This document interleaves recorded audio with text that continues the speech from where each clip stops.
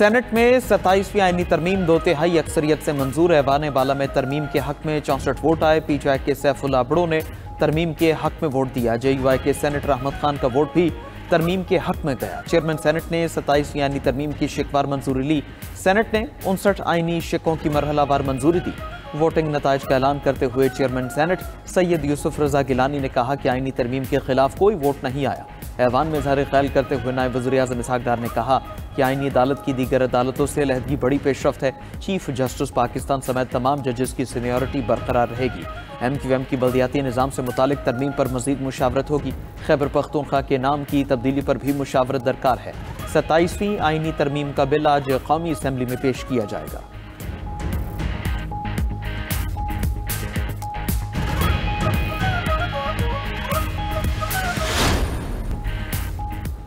Field marshal का ओहदा ताहयात होगा। 27वीं आईनी तरमीम में आर्टिकल 243 2/3 अक्सरियत से मंजूर। आर्टिकल 243 में शिक 4 के बाद 7 नई तरामीम का इजाफा। आर्मी चीफ के ओहदे का नाम कमांडर ऑफ डिफेंस फोर्सेज होगा। सदर ममलकत एयर चीफ और नेवल चीफ की तरह कमांडर ऑफ डिफेंस फोर्सेज का तकर्रुर करेंगे। फील्ड मार्शल के साथ मार्शल ऑफ एयर फोर्स और एडमिरल ऑफ फ्लीट का एजाजी ओहदा होगा। तीनों ओहदे सिर्फ कमांड ट्रांसफर करेंगे। रैंक और मराद ताहयात रहेंगी। Joint chiefs of staff committee का ओहदा 27 नवंबर 2025 से ख़त्म तस्वुर किया जाएगा। वज़ीर-ए-आज़म आर्मी चीफ की सिफारिश पर कमांडर नेशनल स्ट्रेटेजिक कमांड का तकर्रुर करेंगे। फील्ड मार्शल, एयर मार्शल और एडमिरल चीफ हीरोज तस्वुर होंगे। तीनों को आर्टिकल 47 के बगैर नहीं हटाया जा सकेगा। फील्ड मार्शल को आर्टिकल 248 के तहत कानूनी इस्तिस्ना हासिल होगा।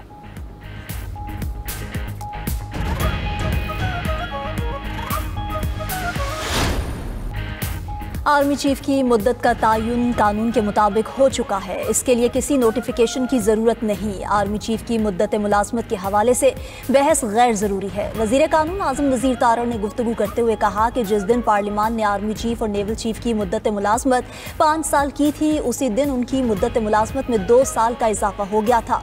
ये गैर ज़रूरी बहस है कि 29 या 27 नवंबर को आर्मी चीफ की मुद्दत मुलाजमत ख़त्म होनी है। चीफ ऑफ फोर्सेज के ओहदे की मुद्दत का तयन आइन के मुताबिक किया जाएगा। हालिया दिफाई तकाज़ों को सामने रखते हुए chairman joint chief of staff का ओहदा खत्म किया जाएगा। 1973 से पहले कमांडर इन चीफ ही दिफाई फोर्सेज का सरबराह होता था। आर्टिकल 42 के तहत वफाकी आईनी अदालत के क़याम की तरमीम मंजूर। 27वीं तरमीम के मुताबिक वफाकी आईनी अदालत के चीफ जस्टिस की मुद्दत 3 साल होगी। वफाकी आईनी अदालत 7 जजेस पर मुश्तमिल होगी। आईनी अदालत के जज के लिए 68 साल उम्र की हद मुकर्रर। आईनी अदालत के फैसले का इतलाक सुप्रीम कोर्ट समेत तमाम अदालतों पर होगा। सुप्रीम कोर्ट के किसी फैसले का इतलाक वफाकी आईनी अदालत पर नहीं होगा।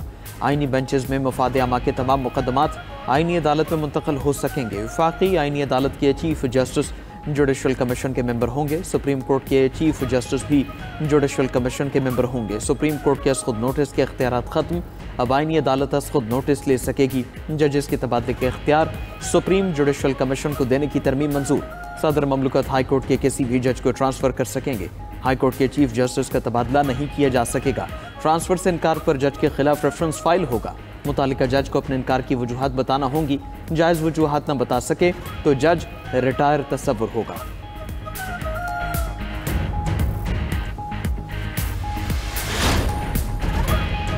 आर्टिकल 248 में तरमीम के तहत सदर मुमलिकत को ताहयात कानूनी इस्तिस्ना मिल गया। तमाम गवर्नर्स को भी दौरान मुद्दत इस्तिस्ना हासिल रहेगा। ओहदे से सुबकदोशी पर सदर मुमलिकत के खिलाफ ताहयात कोई कानूनी कार्रवाई नहीं हो सकेगी। ओहदे से सुबकदोशी के बाद कोई भी अवामी ओहदा रखने पर इस्तिस्ना ख़त्म हो जाएगा। वफाकी काबीना में मुशीरों की तादाद 5 से बढ़ाकर 7 कर दी गई। सूबाई काबीना का शेयर 11% से बढ़ाकर 13% कर दिया गया। खैबर पख्तूनख्वा में सेनेट इंतखाबात दीगर सूबों के साथ होंगे। आईनी तरमीम का बिल कौमी असम्बली की मंजूरी के बाद सदर मुमलिकत के पास भेजा जाएगा। सदर मुमलिकत के दस्तखत के बाद आईनी तरमीम नाफिजुल अमल होगी।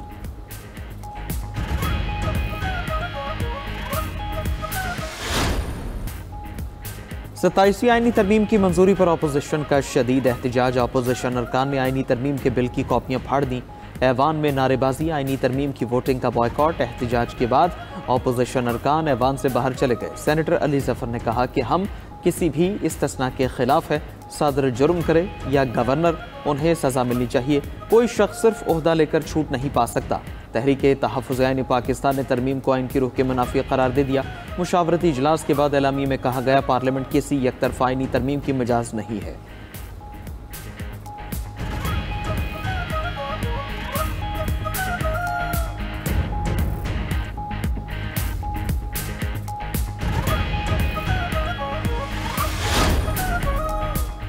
सत्ताईसवीं आईनी तरमीम मुल्की तारीख का बदनुमा दाग है। सदर मुमलिकत और बाकी लोगों को क्लीन चिट दे दी गई है। रहनुमा PTI असद कैसर का आईनी तरमीम की मंजूरी पर रद्द-ए-अमल कौमी असम्बली इजलास में इजहार ख्याल करते हुए कहा कि तरमीम में एक भी शिक नहीं जो अवाम के लिए लाई गई हो। समझ नहीं आता पीपल्स पार्टी ने तरमीम की हिमायत क्यों की। भुट्टो के नवासे ने उनके दिए आइन का जनाजा निकाल दिया। PTI के सेक्रेटरी जनरल सलमान अकरम राजा का तरमीम के हक में वोट देने पर सैफुल्लाह बुड़ू को पार्टी से निकालने का ऐलान। कहा कि खौफनाक तरमीम आइन को तल्फ करने के मुतरादिफ है। आइनी तरमीम का मामला अदालतों में जाएगा।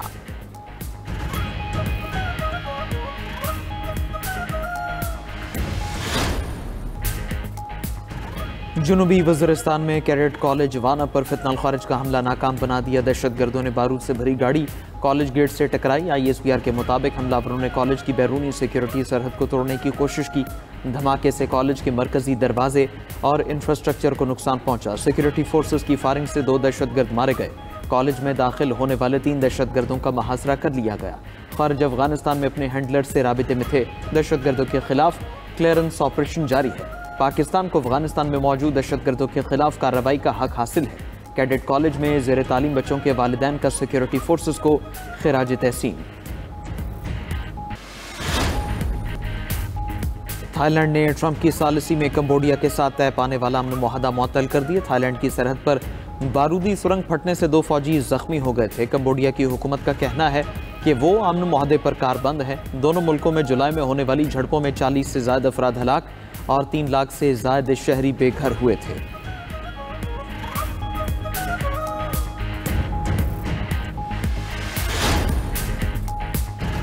अमेरिका में 40 रोज़ा हुकूमती शटडाउन खत्म होने के करीब। डेमोक्रेट्स और रिपब्लिकन्स के सेनेटर्स के दरमियान मुआहिदा। अमेरिकी सेनेट ने शटडाउन खत्म करने के लिए कानून साजी की इब्तदाई मंजूरी दे दी।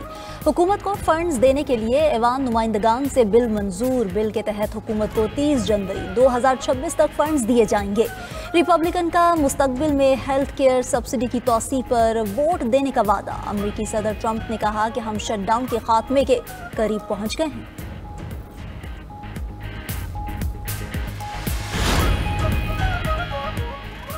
भारतीय शहर नई दिल्ली में लाल किला मेट्रो स्टेशन के करीब सिलेंडर धमाका। 8 अफराद हलाक, 24 जख्मी हो गए। भारतीय मीडिया के मुताबिक high security zone Lal Qila के करीब गाड़ी में सिलेंडर धमाके से फट गया। धमाके से मेट्रो स्टेशन पर खड़ी दीगर गाड़ियों में आग लग गई। जख्मी 3 अफराद की हालत तशवीशनाक है। धमाके के बाद इलाके में खौफ व हिरास फैल गया।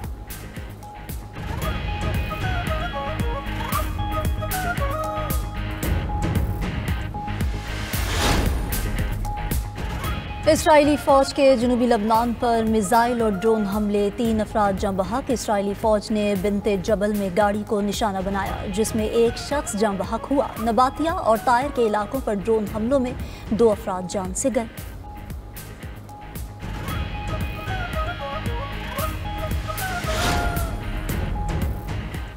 रूस ने यूक्रेन में मजीद 3 इलाकों पर कब्जा कर लिया। रूसी वजारत दिफा का कहना है रूसी अफवाज मशरक़ी यूक्रेन में पेशकदमी कर रही हैं। रूस के यूक्रेन पर मिसाइल और ड्रोन हमले तवानाई निज़ाम तबाह कर दिया।